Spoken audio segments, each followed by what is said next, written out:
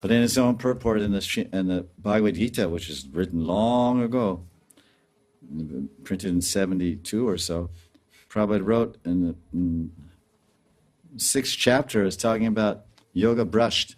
A few verses about when a yogi, he practices bhajan or practices yoga, sadhana, gyan marg or bhakti marg, and he falls down or he doesn't complete his course in this life. Where does he take birth?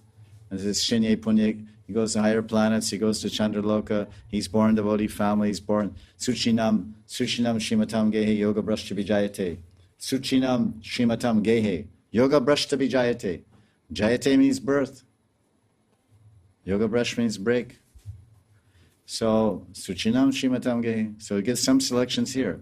He's born in a wealthy family, aristocratic family, or he's born in a devotee family. So then in the purport there, it's so beautiful, you should read it, it's very nice. It says, if someone in their last life, if they did a lot of bhakti and bhajan, then they're in the next life, they're born in some Goswami family. They're born in some Goswami family, so from the very beginning of their life, they can get training in bhakti and carry on from their last life's practice.